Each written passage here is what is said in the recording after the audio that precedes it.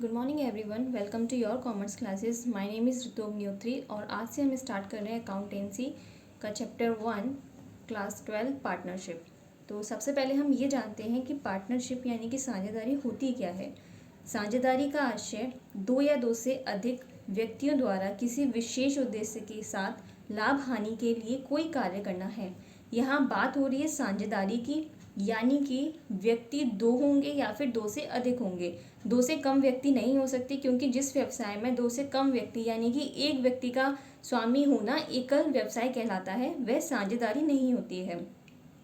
तो साझेदारी में कम से कम दो व्यक्ति होना अनिवार्य है, अधिक से अधिक 50 हो सकते हैं, जो अभी आगे हम पढ़ेंगे। इनका उद्देश्य क्या होता है? इनका उद्देश्य होता है लाभ को कमाना और आपस में बांटना। भारतीय साझेदारी अधिनियम 1932 की धारा 4 के अनुसार साझेदारी उन व्यक्तियों के पारस्परिक संबंध को कहते हैं जिन्होंने किसी ऐसे कारोबार के लाभ को आपस में बांटने का ठहराव किया हो जो उन सबके द्वारा अथवा उन सबकी ओर से कार्य करते हुए उनमें से किसी व्यक्ति द्वारा संचालित किया जाता है। साझेदारी हुई है, उन व्यक्तियों के बीच में क्या हुआ है? पारस्परिक संबंध है, जो कि किसी ऐसे कारोबार यानी कि बिजनेस को चला रहे हैं जिसका मोटिव है प्रॉफिट को अर्न करना और उसको आपस में डिस्ट्रीब्यूट करना। और ये जो इनके बीच पार्टनरशिप यानी कि साझेदारी होती है, वो एक ठहराव यानी कि कॉन्ट्रैक्ट के द्वारा होती है। आगे हम पढ़ते हैं साझेदारी की प्रकृति या विशेषताएं। पहला है दो या दो से अधिक व्यक्तियों का होना। कम से कम साझेदारी में दो व्यक्तियों का होना अनिवार्य है और अधिक से अधिक यहाँ पे 50 व्यक्ति हो सकते हैं। कंपनी अधिनियम 2013 के अनुसार किसी साझेदारी में अधिक से अधिक व्यक्ति 50 हो सकते हैं। सेकंड पॉइंट है अनुबंध द्वारा संबंध स्थापित होना। भारतीय अनुबंध अधिनियम 1872 के अनुसार ऐसे व्यक्ति जिनमें अनुबंध करने की क्षमता का अभाव है साझेदार नहीं बन सकते। यानी कि इस अधिनियम के अनुसार अगर कोई व्यक्ति ऐसे हैं जो अपने बीच में आपस में अनुबंध नहीं कर सकते हैं, वह आपस में पार्टनर्स नहीं बन सकते हैं। पॉइंट थर्ड, कारोबार अथवा व्यापार का होना। जब दो व्यक्ति आपस में मिले हैं, साझेदारी की है, तो क्यों की है? उन्होंने किसी व्यापार को चलाने के लिए और लाभ को कमाने के लिए। तो उनके बीच किसी भी कारोबार का या व्यापार का होना अनिवार्य होता है। नेक्स्ट पॉइंट है उद्देश्य लाभोपार्जन एवं लाभों का बंटवारा करना। अभी बताया था आप लोगों को कि उनका मेन जो मोटिव होता है वो प्रॉफिट को अर्न करना होता है और आपस में डिस्ट्रीब्यूट करना होता है। नेक्स्ट पॉइंट है साझेदारी व्यवसाय का संचालन। अब उन्होंने कोई बिजनेस खोला है, अपना कोई व्यवसाय स्टार्ट किया है, यानी कि उसका क्या करना पड़ेगा? उन लोगों को संचालन करेंगे। नेक्स्ट पॉइंट है असीमित, पृथक एवं संयुक्त दायित्व। उनके जो दायित्व होते हैं, उनकी जो लायबिलिटी होती है, वो पृथक भी होती है और संयुक्त भी होती है। असीमित का यहाँ मतलब होता है यदि पार्टनर्स पे कोई ऐसा लोन है, कोई ऐसा डेब्ट है जिसको वो चुकाने में असमर्थ है, यानी कि वो अपने फर्म के द्वारा उसको नहीं चुका सकते हैं, तो उनका दायित्व यहाँ पे असीमित दिखा रहा है, यानी कि उनको अपनी पर्सनल प्रॉपर्टी में से अपना लोन चुकाना पड़ेगा। इसका मतलब होता है कि उनका जो दायित्व है वो असीमित है। नेक्स्ट पॉइंट है प्रत्येक साझेदार फर्म का स्वामी होता है। सब लोगों ने जब बिजनेस स्टार्ट किया था, सारे पार्टनर्स ने अपनी कैपिटल लगाई है, अपना पैसा लगाया है, यानी कि सारे साझेदार क्या होंगे? फर्म के मालिक होंगे। हित का हस्तांतरण वो कर सकते हैं। पूंजी लगाना अनिवार्य नहीं होता है। यदि कोई ऐसा पार्टनर है सब में जो दिमागी रूप से काफ़ी समझदार है, काफ़ी होशियार है, तो क्या होता है, वह व्यक्ति अपना दिमाग लगाता है अपने बिजनेस में, अपना पैसा नहीं लगाता है, वो बिजनेस को चलाता है अपने। बाकी पार्टनर्स क्या लगाते हैं? कैपिटल लगाते हैं। तो सबके लिए कैपिटल लगाना ज़रूरी नहीं है। अब हम पढ़ेंगे साझेदारी संलेख अथवा समझौते में दी जाने वाली मुख्य बातें। अभी हमने पहले पढ़ा था पीछे कि जो उनके बीच में साझेदारी होती है वो एक समझौते के तहत होती है। तो अब हम ये पढ़ेंगे कि उस समझौते में क्या क्या बातें, क्या क्या पॉइंट्स मेंशन होते हैं।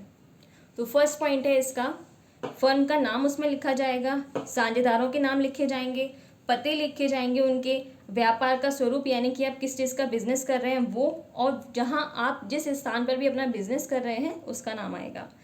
व्यापार आरंभ की तिथि एवं उसकी अवधि, कितने टाइम तक चलने वाला है और आपने कब स्टार्ट किया है। फर्म में कौन कितनी पूंजी लगा रहा है व्यक्ति, साझेदार, वो लिखा जाएगा उसमें। कौन कितना निजी खर्च के लिए निकाल रहा है। निजी खर्च के लिए कोई चीज़ निकालते हैं बिजनेस में से, चाहे वो कैश हो, गुड हो, आपका गुड्स हो, तो उसको हम क्या कहते हैं? आहरण कहते हैं।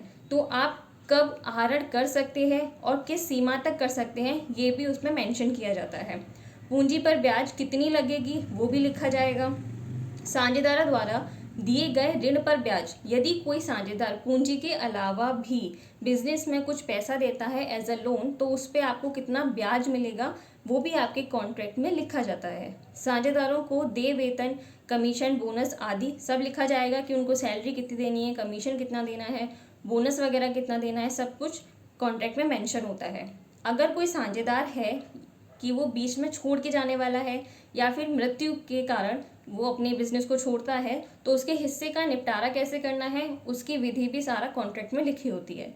किसी साझेदार की दिवालिया हो जाने पर होने वाली हानि को वहन करने का अनुपात। दिवालिया होता है यदि कोई व्यक्ति इतना लोन में डूब चुका है कि अगर वो अपनी सारी संपत्ति बेच भी देता है तब भी वो अपना लोन नहीं चुका पाएगा, यानी कि इस कंडीशन में उसकी संपत्ति कम होती है और उसके दायित्व अधिक होते हैं। ऐसा व्यक्ति क्या होता है, दिवालिया होता है, जो अपना लोन, अपना कर्जा चुकाने में असमर्थ होता है। अगर कोई ऐसा व्यक्ति है तो होने वाली जो हानि होगी बिजनेस में उसको वहन करने का जो रेशियो होगा, अनुपात होगा, वो भी ऑलरेडी कॉन्ट्रैक्ट में मेंशन होगा। साझेदारों के अधिकार व कर्तव्य, साझेदारों के क्या क्या कर्तव्य होंगे, क्या क्या उनके कर्तव्य हैं, अधिकार हैं, वो सब उस कॉन्ट्रैक्ट में मेंशन होते हैं। नेक्स्ट है साझेदारी ठहराव समझौता के अभाव में लागू नियम। अभी हमने पहले पढ़ा था कि उनके बीच में अगर कॉन्ट्रैक्ट होता है तो क्या क्या रूल्स फॉलो होते हैं। अभी हम पढ़ेंगे अगर पार्टनर्स के बीच में कोई कॉन्ट्रैक्ट हुआ ही ना हो तो हम किन नियमों को लागू करेंगे। इसमें आपके 3 नियम मुख्य हैं जो कि बहुत ही इंपॉर्टेंट हैं। आप जब क्वेश्चंस करोगे मेरे साथ तो उसमें भी वो तीनों रूल फॉलो करते हुए हम क्वेश्चंस को करेंगे, तो आप इन तीनों नियमों को अच्छे से समझ लीजिएगा। जब साझेदार के मध्य किसी प्रकार का ठहराव नहीं होता है, यानी कि उनके बीच किसी प्रकार का कॉन्ट्रैक्ट नहीं हुआ है, तब वहाँ भारतीय अधिनियम 1932 की धारा 12 से 17 के प्रावधान लागू होते हैं।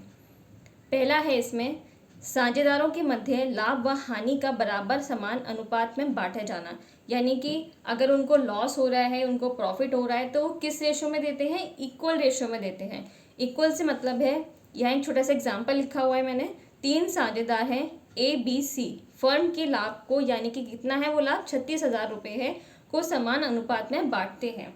समान अनुपात का मतलब है यहाँ पे 3 पार्टनर्स हैं हमारे पास, A, B और C। हम इनका रेशियो लेंगे बराबर, यानी कि इक्वल, 1:1:1। इसको हमको प्रॉफिट को बांटना है इनको बराबर अनुपात में, तो प्रॉफिट है हमारा 36,000। अब इसको हमें बराबर देना है तो पहले हम ए को देंगे 36,000 रुपये का प्रॉफिट। ए का रेशियो कितना है, ये ए का है, ये बी का है और ये सी का है। 1 1 + 1 + 1 3 डिवाइडेड बाय 3। सेम बी का देंगे, 36,000 हमारा प्रॉफिट है, इसी में से हमको देना है उनको, मल्टीप्लाई 1/3।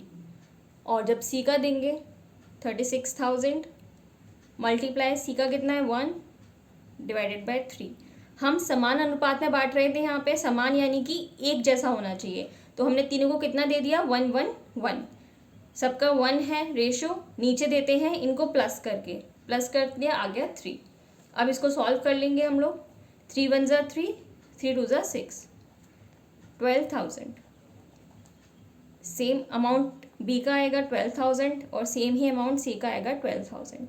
यानी कि अगर इनके बीच में किसी प्रकार का कोई कॉन्ट्रैक्ट नहीं हुआ है, कोई ठहराव नहीं है, तो जो प्रॉफिट होगा या फिर लॉस होगा, दोनों ही को हम किस रेशो में बांटेंगे, बराबर रेशो में बांटेंगे। आगे चलते हैं, ये फर्स्ट पॉइंट था हमारा। सेकंड पॉइंट है 3 नियम होते हैं इसके। सेकंड पॉइंट है इसका, किसी भी साझेदार को उसके द्वारा किए गए अतिरिक्त कार्य के लिए कोई वेतन, कमीशन, बोनस नहीं दिया जाएगा। अभी हमने पीछे पढ़ा, अगर उनके बीच में कॉन्ट्रैक्ट है तो उसमें पहले से मेंशन होगा कि उनको कितना वेतन देना है, कितना कमीशन देना है, कितना बोनस देना है। बट अगर उनके बीच कोई भी कॉन्ट्रैक्ट नहीं हुआ है तो हम ना तो उनको वेतन देते हैं, ना कमीशन देते हैं और ना ही बोनस दिया जाता है। तो ये बात आप लोग याद रखेंगे। लास्ट पॉइंट है, यदि कोई साझेदार पूंजी के अतिरिक्त फर्म को कोई ऋण प्रदान करता है तो इसे 6% वार्षिक दर से ब्याज प्राप्त करने का अधिकार है। मोस्ट इंपॉर्टेंट पॉइंट है। अगर उनके बीच में कॉन्ट्रैक्ट नहीं हुआ है तो फर्स्ट पॉइंट क्या था, जो उनमें प्रॉफिट लॉस होगा उसको हम बराबर रेशो में बांट देंगे। सेकंड पॉइंट है, ना तो उनको वेतन दिया जाएगा, ना कमीशन दिया जाएगा, ना ही बोनस दिया जाएगा। थर्ड और मोस्ट इंपॉर्टेंट पॉइंट है, अगर उस व्यक्ति ने कैपिटल के अलावा बिजनेस में कोई भी पैसा लगाया है एज अ लोन, तो उसको हम 6% क्या दे देंगे, इंटरेस्ट दे देंगे। अगर आज के पढ़ाए हुए में से आपको कोई भी क्वेरी है, कोई भी क्वेश्चन है, तो आप मुझसे कमेंट में पूछ सकते हैं। अदरवाइज इसके आगे हम लोग कल कंटिन्यू करेंगे। Thank you.